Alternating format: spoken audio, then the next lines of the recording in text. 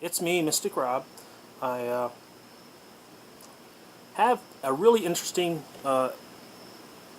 story to tell. It involves some synchronicity today. I've been thinking a lot of things about whether about my work and whatnot, and basically other things that I'd like to do. And at some point, in the day, I stumbled across the video of a professor telling the story of the lost horse. And she did okay, but I learned the story from my philosophy teacher and a from my Taoist teacher, who, in between the two of them, I heard the story with certain nuances. And so I wanted to tell the story because academia sometimes, and what will you have two forces? You have academia sometimes doesn't contain all the nuances, and sometimes things don't translate as well from the Chinese to Western culture because there are subtleties that have to be explained to Westerners. Okay, so what happens is there's this man. He's a farmer, and he has a horse, and of course a horse is very important to a farmer. And the horse runs off. Well, his friends are like, "Whoa, this is such a terrible, terrible thing. You've lost your horse. How are you going to work? How are you going to get anything done? How are you going to move anything? And what, And he said, "Well, maybe, maybe not. Like, what do you mean? Of course, it's bad news." He says, "Well, maybe, maybe not." Because a horse is very important to a Chinese farmer. Well, a couple days later, the horse returns with this really beautiful stallion with it. It somehow found a stallion, the wild one, and it brought it back. So his friends say, "Oh wow, your riches are doubled now. You've got to have this beautiful stallion. You could sell it if you'd like. You could work it, whatever. You've doubled the value of your workforce. How lucky you are. You're very lucky." And he says, "Well, maybe, maybe not." Well, what happens next is his son tries to break the horse. You try to ride it, and a wild horse has to be broken. And the way there's different versions. Try to saddle the horse. The way I heard it was you tried to break the horse, and this is important. It's most likely that the son who did this would have been the number one son, the eldest son. And in the Confucian ethic is number one son carries the honor of the family forward. So this is very important to understand that this is a Taoist story, but there's a reflection of Confucian ethic in it. So number one son tries to break this horse and ends up being thrown and is maimed for life. His leg is broken and he'll limp for the rest of his life. And of course his friends say, "Oh, how terrible, it's a dishonor on the family. Your number one son is maimed. This is surely a bad thing." And he says, "Maybe, maybe not." And so, once again, they're amazed at this guy's attitude. Well, as it came forth a week later, the emperor's men came to the village wanting conscripts for his army. And they took the eldest son, or anyone actually who was of age that they could wield a weapon, which obviously meant most of the villagers' eldest sons. But when it came to this man, his eldest son was maimed, and so he wouldn't make a good warrior.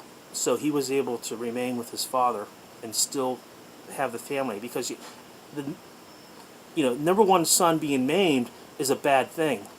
Number one son being killed in a country where you cannot consecrate the body is even worse, because the Chinese believed in ancestor worship.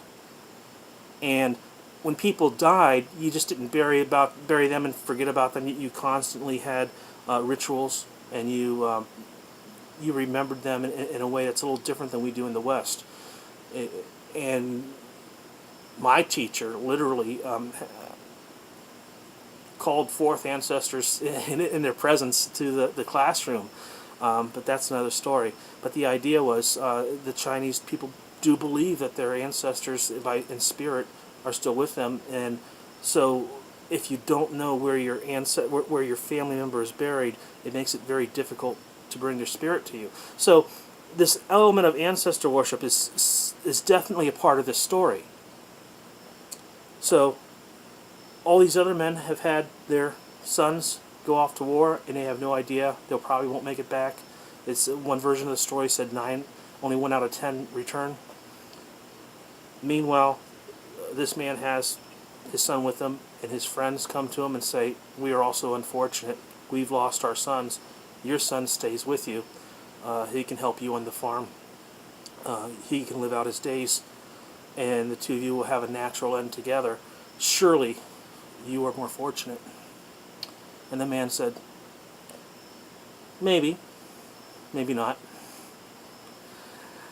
So it's interesting because normally those nuances aren't part of the story, but they should be explained to people before the story is told, or like I did within a story. It might have ruined the cadence of the story a bit. Maybe I should have explained it beforehand, but I wanted you to keep listening. And this is interesting because not only have I encountered this story today and was thinking about this, and then my father and I, we watched a video on today, a movie called Shaolin. It just brought back a lot of these things to me. I got a phone call and I lost my job. I was working a temporary job and I was being paid pretty good, and I was supposed to go into work tomorrow, and that's just, that's how temporaries do you, and so, I mean, is this a bad thing? Maybe. Maybe not. I've got other things I want to try, and I want to put some seminar things together. I will probably be posting something that I want a public talk that I hope to be able to do in front of people. Literally go places and say I'm going to give this talk, and maybe pass the hat around at the end of it. I don't know that this will be a quote actual job, but I've been wanting to do this, and now that I don't have work, and I more than likely will be able to collect unemployment and will be looking for work, I'll also have time to pursue this. So, it's interesting because I believe, that these things happen this way. And the fact that I, just stumbled over this video today, and I had sort of been reunited with a lot of these Chinese ideas through this movie I watched with my dad, and then I get this phone call when I get home. It's just a fascinating thing to me. So, as I say, is this good news or bad news? Maybe, maybe not. Peace.